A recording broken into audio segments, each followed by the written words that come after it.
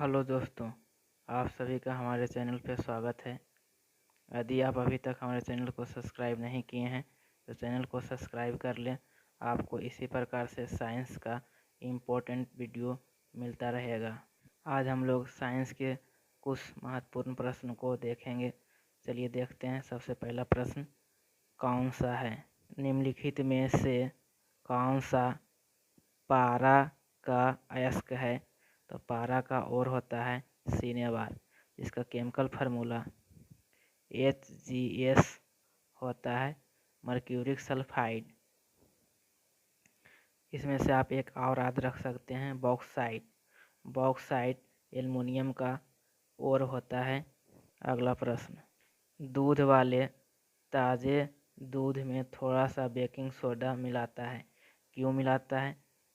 क्योंकि baking soda एक base होता है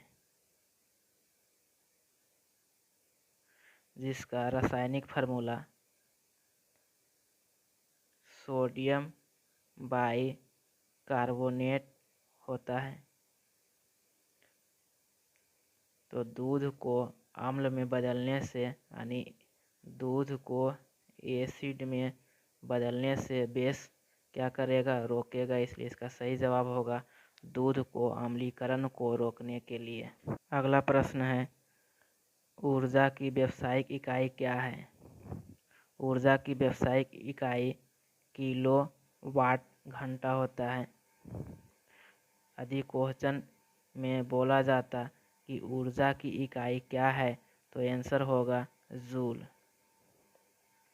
व्यावसायिक इकाई पूछ रहा है तो इसका सही आंसर होगा किलो वाट घंटा।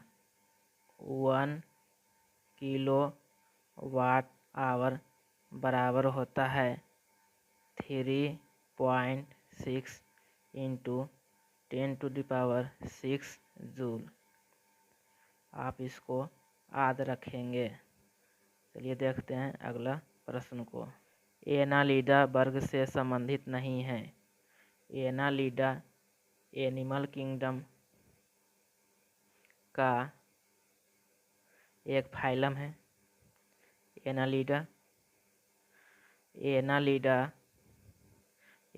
की यदि बात करें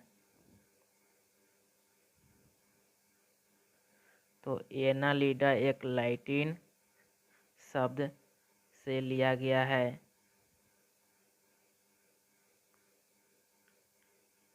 जिसका मतलब होता है लिटिल रिंग।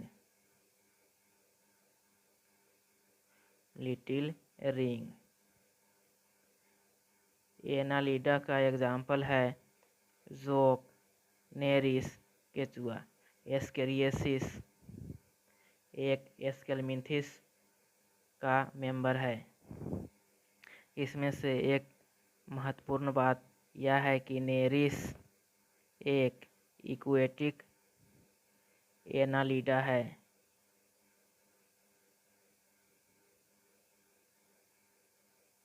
जो कि डायोसियस होता है।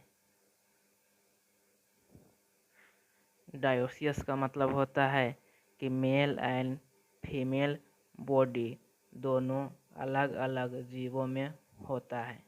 मोनेसियस का मतलब होता है कि मेल एंड फीमेल बॉडी दोनों एक ही जीव में होते हैं।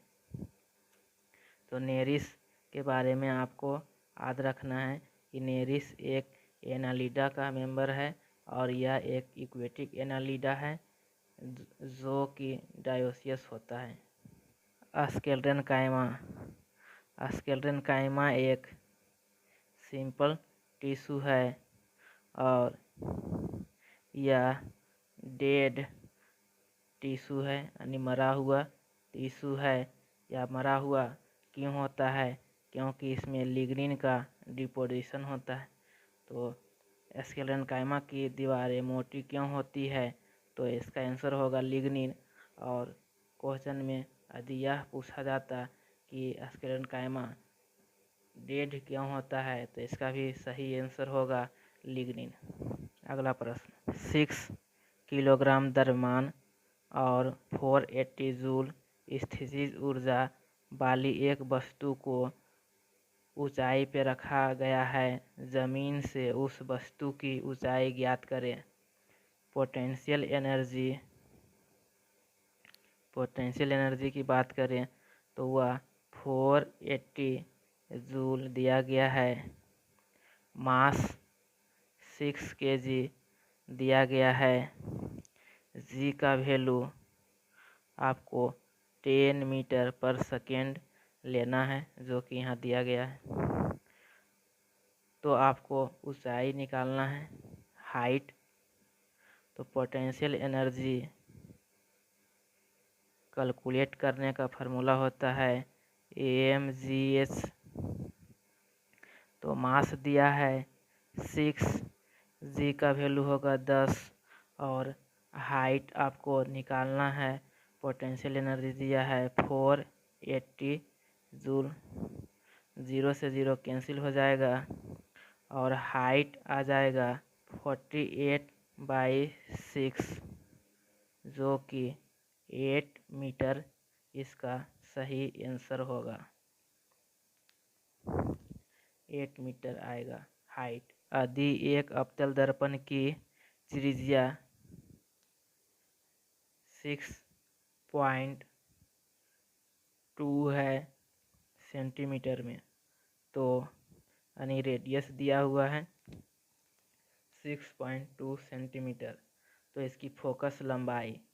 तो मिरर की बात करें यानी दर्पण मिरर में F बराबर R/2 होता है फार्मूला। आपको R दिया हुआ है तो F बराबर हो जाएगा 6.2/2। इसका आंसर आ जाएगा फोकस दूरी 3.1 सेंटीमीटर का। यह इसका सही जवाब होगा बी। एक वस्तु स्थिर है तो बल अभी भी इस पर कार्य कर रहा है। यदि वस्तु स्थिर है यानी किसी सरफेस पे रखा हुआ होगा, सरफेस वस्तु पे बल लगाता है नॉर्मल फोर्स लगाता है, जबकि वस्तु का मास को m मान लीजिए कि कोई वस्तु है जिसका मास m है और उस वस्तु पे सरफेस के द्वारा लगने वाला बल नॉर्मल कहलाता है, नॉर्मल है और वस्तु सरफेस पे बल लगा रहा है, वह mg होगा। तो नॉर्मल वेट के बराबर होता है यानी भार के बराबर होता है, इसलिए इस पर लगने वाला बल होगा भार। चालक तार की पीवीसी द्वारा कोटिंग करके रोका जाता है ओवरलोडिंग को। 1 kWh बराबर कितने जूल के बराबर होते हैं? तो पहले भी बताए हैं कि 1 kWh बराबर होता है 3.6 × 10⁻⁶ जूल। यह इसका सही आंसर है, आंसर ए। किसी वस्तु को एक निश्चित ऊंचाई से भूमि पे गिराया जाता है, जब वह भूमि को छूती है तो उसमें होगी। कोई वस्तु है जिसका मास m है, वह नीचे की तरफ आ रही है। यहाँ इस जगह पे मतलब यहाँ पे सरफेस है, अर्थ है। जब यह वस्तु इस जगह पे पहुँच जाएगी तो इसमें रहेगा काइनेटिक एनर्जी। जब यह वस्तु सरफेस से कुछ ऊंचाई पे था, मान लीजिए कि ऊंचाई x है, तो उसके पास होगा पोटेंशियल एनर्जी।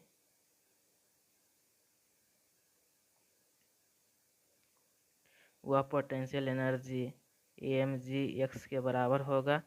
यही पोटेंशियल एनर्जी जब पृथ्वी के सतह पे पहुंचेगा तो काइनेटिक एनर्जी में कन्वर्ट हो जाएगा, इसलिए इसका सही जवाब होगा गति ऊर्जा। ऑक्सीजन आणविक द्रव्यमान होता है ऑक्सीजन का आणविक द्रव्यमान O2 का आणविक द्रव्यमान 32 होता है और केवल O रहेगा तो उसका आणविक द्रव्यमान 16 होगा। इसका सही जवाब होगा 32। दो फोकस दूरी वाले लेंस का उपयोग से पीड़ित व्यक्तियों द्वारा किया जाता है। दो फोकस दूरी वाले लेंस का उपयोग करता है मायोपिया और हाइपरमेट्रोपिया में। इसका सही आंसर है ए। किसी सैटेलाइट और पृथ्वी के बीच आकर्षण का गुरुत्वाकर्षण बल को तेजी प्रदान किया जाता है अभिकेंद्रीय बल के द्वारा। अगला प्रश्न, यदि किसी तत्व का इलेक्ट्रॉनिक विन्यास 282 है तो आधुनिक आवर्त सारणी के किस आवर्त से संबंधित है? 282 का मतलब है कि उसके पास 3 सेल है। यदि किसी एलिमेंट में 3 सेल हैं तो वह थर्ड पीरियड का होगा, तो वह थर्ड पीरियड में तीसरा होगा। इसका सही जवाब 3 होगा। 240 वोल्ट 0.6 एम्पीयर धारा वाले एक विद्युत बल्ब का पावर होगी। पावर का फार्मूला होता है VI। इसका और दूसरा फार्मूला डेरिवेशन से आता है I²R और तीसरा फार्मूला होता है पावर का V²/R। इसमें पावर कैलकुलेट करना है तो पावर बराबर VI होता है। V दिया हुआ है 240 मल्टीप्लाई 0.6। इसको कैलकुलेट करेंगे तो आएगा 24 × 6 बराबर 144 वाट पावर। यह इसका सही आंसर है ए। सहसंयोजक आणविक नहीं है यानी कोवैलेंस बॉन्ड किसमें नहीं है? इसका सही जवाब होगा सी। सी में कोऑर्डिनेट बॉन्ड है। 4 कार्बन परमाणुओं वाले हाइड्रोकार्बन के साथ जुड़ने वाला उपसर्ग है, यानी 4 वाले हाइड्रोकार्बन में क्या लिखते हैं? तो 1 के लिए लिखते हैं हम लोग मीथ, 2 के लिए लिखते हैं ईथ, 3 के लिए लिखते हैं प्रोप, 4th के लिए लिखते हैं ब्यूट। आपको 4 पूछा है तो इसका सही जवाब होगा ब्यूट। 5 के लिए लिखते हैं पेंट, 6 के लिए लिखते हैं हेक्स, 7 के लिए लिखते हैं हेप्ट,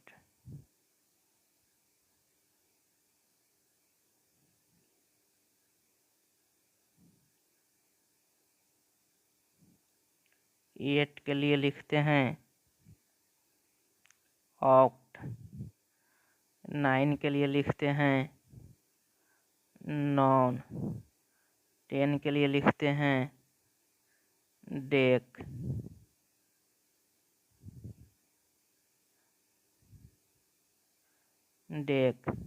कॉस रखते हैं तो इसका सही जवाब होगा ए। यदि आपको वीडियो पसंद आया हो तो लाइक शेयर एंड सब्सक्राइब करें।